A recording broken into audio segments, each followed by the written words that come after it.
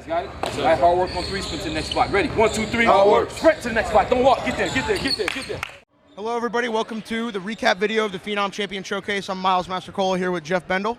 A lot of talent in the gym this weekend. Yeah, absolutely. Saturday, we can kind of get going. We had a lot of the main shoe circuit teams come in, like Upward Stars, Team Loaded, Team Charlotte. You had PSB come in. They're one of the top teams on the UA Rise circuit. You were really watching those games closely. What were a few of the guys that really stood out and had some big performances for you? Yeah, I mean, we can start with Upward. I think they've probably been the best team here. Yeah, they went undefeated again in a gauntlet of a schedule. Sure, they played a slate of all circuit teams. Mm-hmm. They beat Charlotte last night. They beat Team Loaded. They're just really good. I think what stands out to me for them is their big depth. I mean, they have so much size with 3 legit 6'8", 6'9" guys and Patrick Iriel, PJ Hall, and Javon Benson. Yeah, the pickup of Javon Benson for them, I think, is perfect because you have Iriel, who's kind of like the rim running athletic guy. You have PJ Hall, who really gets it done in the half court, can score at all 3 levels. And then you have Benson, who can kind of come in and fill both roles when needed. Can play either the 4 or the 5 with both of them. Inside or out. Yep, he's a great catch and shoot guy, pick and pop, has the size to really bang down low. Yep. And then you have Miles Tate just orchestrating everything. Dylan Jones on the wing maybe scoring 5 points, being the best player on the court in the game.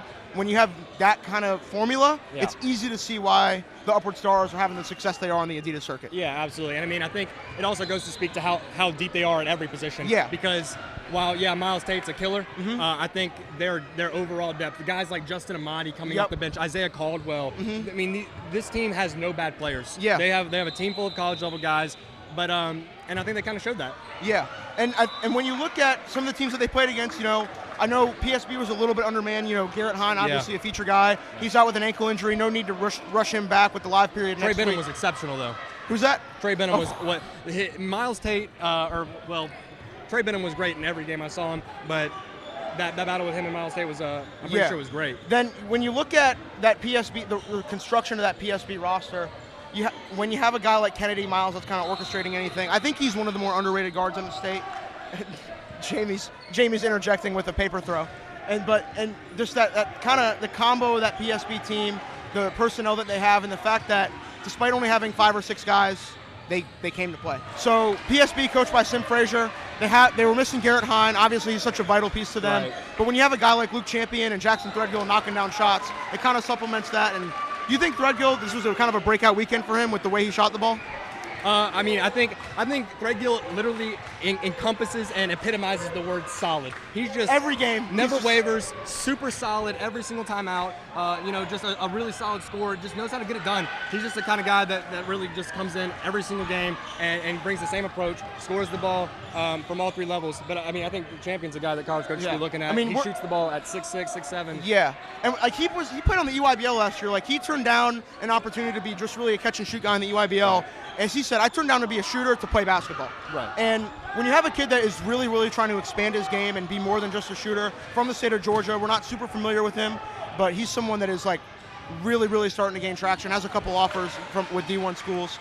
Looking at Team Charlotte, they're playing right now, like the way Tristan Maxwell has really come along I'd probably say since the start of the high school season, has been nothing short of sensational. What are your thoughts on Maxwell and that Team Charlotte backcourt with him and Ford Cooper? Just real quick, I also want to mention, I think B.J. Marble was really good for that PSB team. He was. He was. Lone big man with Garrett Hine. He had to handle a lot. I agree. I thought he held more than his own against Javarzier Belton, who's one of the most physical guys in the country, regardless. Sure. But going on to Team Charlotte, as you said, Ford Cooper, continues to shoot the ball incredibly well. Knockdown. I agree. I agree with everything you said about Maxwell. I mean, just a dog of a two-way player. Scores the ball at an elite level, and I don't think that's up for debate. And then he can really dig deep when he's engaged and defend. Like he is a no question high major kid. Absolutely. Like the offers he's been starting to get, all justified. Not like and even earlier in the summer, it's like really, really, really. And now when we see it materialize and in person, it's like no brainer, just absolutely no brainer. Daniel Ransom has been really, really good for that team. I thought Miles Hunter has been great. He scored the ball extremely efficiently. He's playing point guard for them with no Trayden Williams or A.J. Smith this weekend. Right. Like, when you have guys that are willing to step up and get in uncomfortable situations and play roles that they're not technically used to playing, that's just going to help them so much in the long term.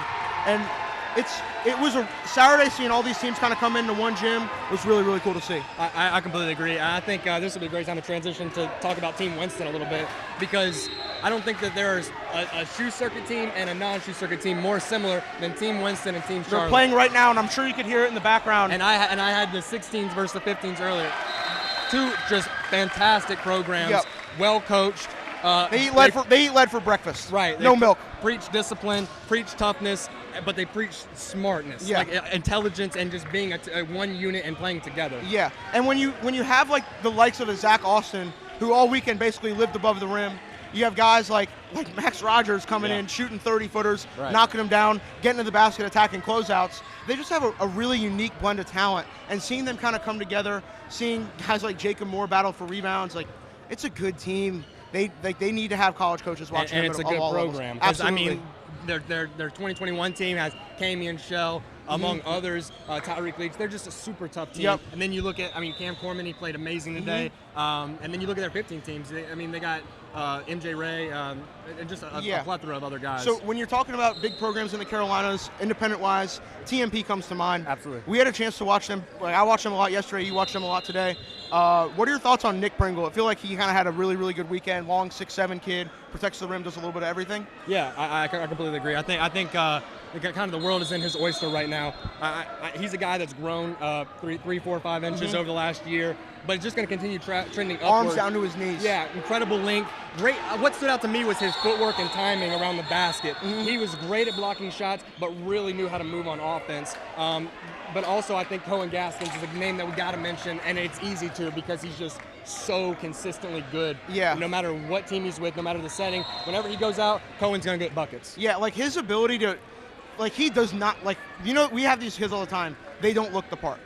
Unassuming. Cohen does not necessarily look the part, but the fact of the matter is that every game out, up corner three money, I'm holding the three up. And it's here. Beyond just the three-point shot. That's the thing. That's what seems to pull over on other guys. Has a handle, can create his own shot. Absolutely. A leader, communicates. He's better than opponents give him credit for, and he's just a hooper, man. Yeah, and on their 16U team, we know about Bailey Wiseman at this point. Yeah, picked up the Charleston Southern offer, one of the smoothest guards in South Carolina in that 2021 class. Absolutely. What were your thoughts on his performance this weekend? I didn't get to see him very much, but Bailey's a special type of player.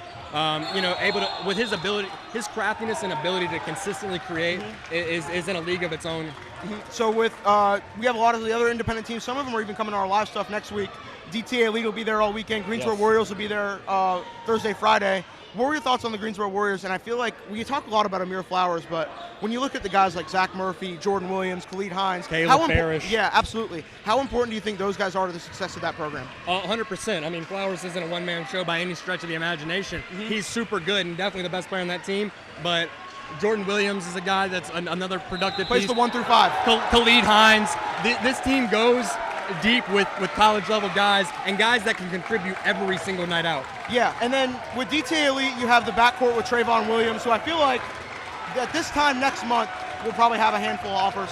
It feels obvious, that it's coming for him. It's shocking that it hasn't already happened. Yeah, well, part of it, he's a new kid in town. He's relatively new. He's been in front of college coaches. True, he has, and I think that they're starting to really, really take notice. I've talked to multiple schools that are coming to watch him in the live period. Anthony Allen picked up a rider, picked up I'm blanking on the D2 that offered him, Mars Hill, and then I know Lees McCrae's here watching today. And then you have Nigel Verdier, excuse me, who is really, really good as well. And Omarion Boderick, who's a stud. Defensively, he got a real chance. He's dominant. Yeah. Offensively, his skill set still needs to be rounded out. But the fact of the matter is he's a rim-running 6'7" kid that just is absolutely everywhere on the court. What are your thoughts on some of the other teams, also with DTA Elite, and then some of the other teams that you've seen out throughout the weekend? Well, I think DTA Elite, I've said it many times before, Anthony Allen's got to be one of my favorite guards in the state, regardless of class. Just a monster. Just an all-around monster. I love Trayvon Williams, though. Yeah. I think they're in the same discussion as far as guys that need to be blowing up that haven't quite gotten to that pinnacle point yet. Yep. I think both of these guys are buy now guys because I think that they're going to trend so far upward that these schools that aren't getting in early are going to miss out on them late because they're going to ascend to another level. And I think, like you spoke about Boderick, he affects the game so well without needing to put stuff in the stat sheet. Yeah. His ability to be in the right place at the right time, to get deflections, alter shots without getting blocks is unbelievable. What are your thoughts on Jawan Carr and WBC Elite from this weekend kind of moving forward? Jawan Carr, has to be in the conversation as one of the top guards in the state regardless of class. Yeah. There's a legitimate discussion to be had about him as the best guard in 2020 in North Carolina. And rightfully so. He makes it so easy. Makes the game easy for everybody. He's easy. So smart. Touches the paint at will. I don't think there's another guard in the state. Gets wherever he wants, whenever he wants. I don't think there's another guard in the state that can do that as well as he does. And he's almost unselfish to a fault. He's such a dynamic playmaker for others that it kind of hurts his ability to be an alpha, and because he's not.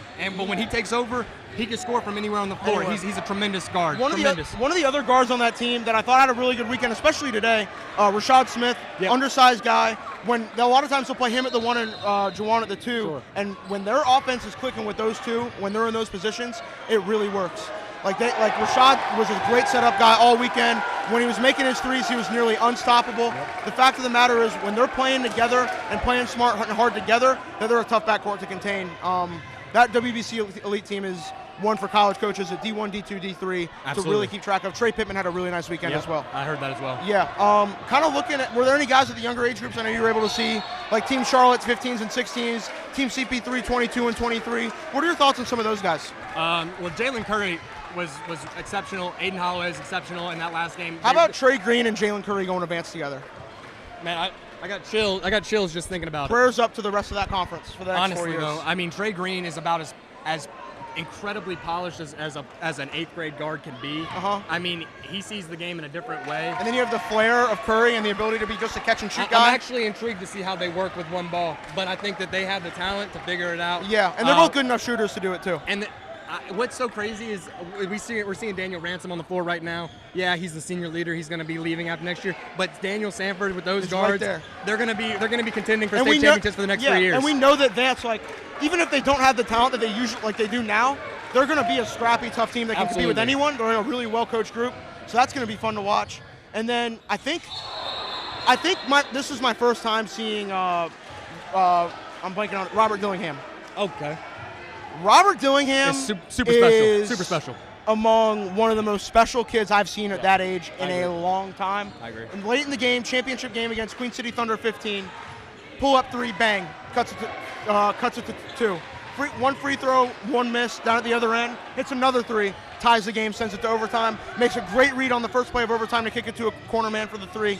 The kid turns it up when you need him to most, and I legitimately think that among the 2023 guards, London Johnson, Trey Green, Aiden Holloway, Jalen Curry, he's the best of the bunch. And it's going to be interesting to track. This is a hot take.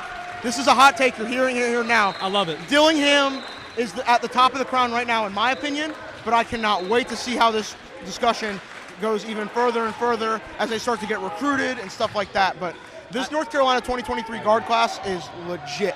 I think, I completely agree. I think there's definitely a conversation to be had. I think it just depends on preference of what you like, what you want. True. Because I think that even guys we didn't mention that aren't coming Xavier Matthews are great. Yeah, I'm about to say. There's probably Trey Parker. There's 10 really high-level guards in this rising freshman class. We, as the Hoops say, we're so spoiled for what's coming. That being said, though, we were talking about the younger teams. I thought Nate Bradford for Charlotte 16s was exceptional over the weekend. And then Jalen Hichavito not here yesterday. Fantastic today. He said he shot the ball well. Yeah, knocking down threes as well as I've ever seen him. A 6'4" guard that can get anywhere on the floor, control the game at such a calm pace. If he's shooting the ball like this, the sky is truly the limit for him. I also thought on that 15s team, Kennard Davis played really well. Yeah, no, Kennard Davis is really the straw that stirs the drink. Good to see him back. Yeah, he's just such a smooth playmaker. The way he plays defense and kind of gets all the guys to kind of galvanize around him, brings the energy. We'll see his role expand with Cox Mill this year. He's a role guy for them last year, but he should be a really, really vital piece for that team moving forward. Yep. Any other guys that I think we missed? There's so much here. We can talk about Team Loaded a little bit. They didn't have the best day. I think the evolution of Javarzier Belton over the past year is one of the most impressive things we've seen in North Carolina. Sure. He was, a year ago, basically just a rebounder. Next to nothing offensively, and he'll tell you that. Could barely do a drop step, even. Yeah, and now he's running hooks in the lane, backing guys down, off his shoulder, very fluid. And the strides that he is taking really make me believe that he is a no-question high major kid. But some may disagree with that, but that's on them. We'll see how it works out. Yeah, but I mean, I hear what you're saying. I think that Javarzy has definitely made great strides. I think the rest of that loaded team, yeah, definitely just didn't look good. No, I think not. I mean, they almost look like a chicken without its head with Josh not here. Exactly, and I mean, I think that he's it speaks to how important he is, of a role he plays for that team. His spacing, his ability to demand offensive attention, defensive attention rather, is just so important to let everybody else flow. To let Carter get open in open space. To let Dean get out and step out a couple times. You know. But it's hard to evaluate those guys without their best piece. But still, it wasn't the best weekend. I'm sure they're the first to admit that. But either way, that team is still loaded with talent. Absolutely. But yeah, great weekend. Unbelievable weekend, some would say. Yeah. Shout out to Catawba Ridge. Other than the Wi-Fi. Yeah, I was about to say, other than the lack of internet connection, this place is a phenomenal facility. I mean, like stadium-style seating, scoreboard up top, elite auxiliary gym, like everything about it, the way it's set up, the environment, the lighting, like unbelievable. I also want to just quick brief mention of Greensboro Warriors. Travis Shaw, you know, the big five-star defensive end. He's back. I heard he hurt his foot. Was incredible in the championship game against that 14 UCB3 team. Yeah, they fell, they lost, but him and Manny Elliott were great. Yeah. Five-star football kid. Also, I thought Caleb Senyo, he played a game today and really showed me some stuff. You know, he's a guy that's been in a lot of our stuff, and he's you know, just a solid point guard. He stepped it up today and really led the charge for that WNC Warriors team. Gotcha. Yeah, absolutely. But yeah, if we missed anybody, we apologize. There was so much to cover this weekend. Unbelievable weekend. We're going to wrap things up here. We appreciate you guys watching. Is that about it? We good? I think we're good. Awesome. Thank you. Guys got it? All right, hard work on 3, sprint to the next spot. Ready? 1, 2, 3. Hard work. Sprint to the next spot. Don't walk. Get there.